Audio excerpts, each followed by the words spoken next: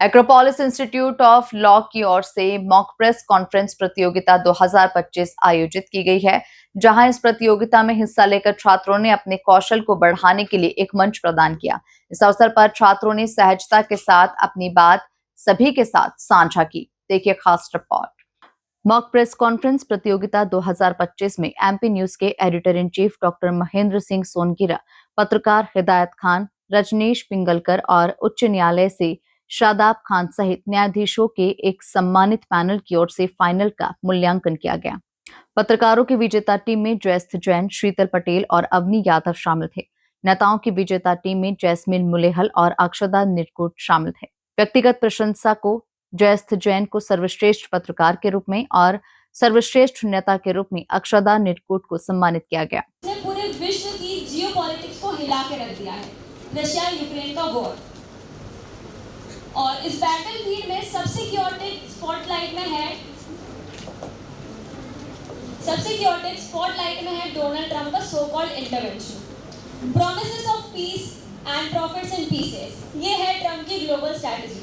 Trump कहते हैं कि वो एक पीस ब्रेकर है, पर क्या सच में वो एक सच्चाई के मिशन पर है, या ये एक क्लेवरली डिजाइन्ड मास्क है जिसमें शांति का नाम लेकर अपनी आर्म्ड इंडस्ट्री का जैकपॉट खोला जा रहा है।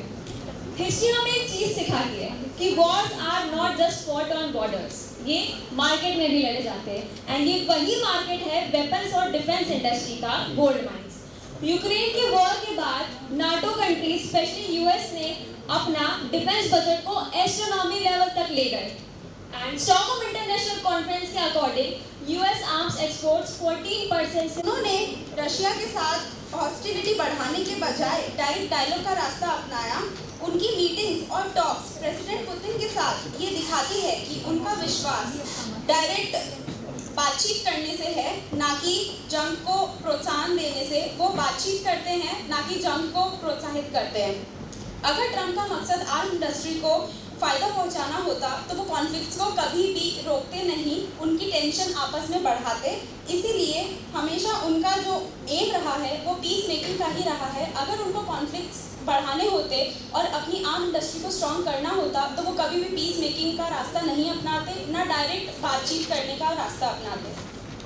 ये भी याद रखना चाहिए कि ट्रंप के पूरे टेन्योर के दौरान एक भी वॉर नहीं हुई थी, और जो यूक्रेन क्राइसिस कभी फुल स्केल वॉर पर नहीं गया था। रशिया यूक्रेन वॉर जो डिवास्टेटिंग वॉर था वो 2022 में स्टार्ट हुआ था, जब ट्रंप अपने ऑफिस में नहीं थे, और जब उनकी प्रेसिडेंसी आई तो 4 साल तक इस वॉर में कोई भी एक्सलेशन नहीं था।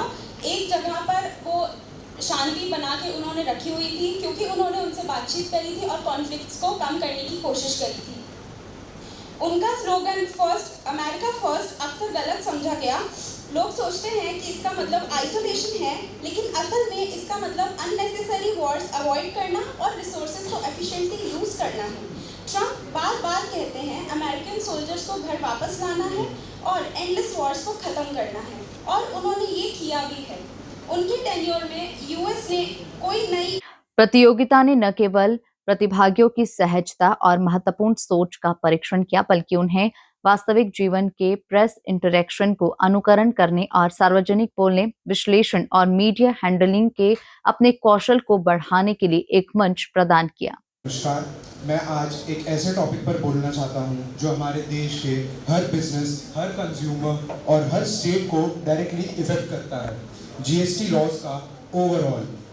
कुछ लोग कहते हैं जीएसटी में बड़े चेंजेस की ज़रूरत नहीं है, ये सिर्फ एक वोट बैंक पॉलिटिक्स का एजेंडा है, लेकिन मैं ये मानता हूँ कि जीएसटी का मेजर ओवरऑल करना बहुत ज़रूरी है। सबसे पहले बात करते हैं जीएसटी की।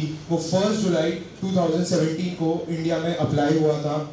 उसने काफ़ी बड़े बहुत सारे टैक्सेस को रिप्लेस किया था। VAT, service tax, excise duty, octroi, सब एक साथ जीएसटी ने खत्म किए थे with a simple slogan, one nation one tax.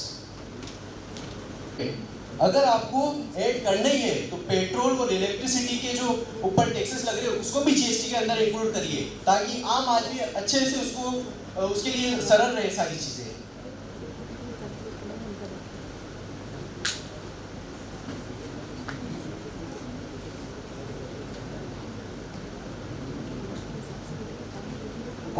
का मतलब होता है सिंप्लीफिकेशन, लेकिन यहाँ तो और नया ही स्लैब और नया कंप्लायंस की बातें हो रही है।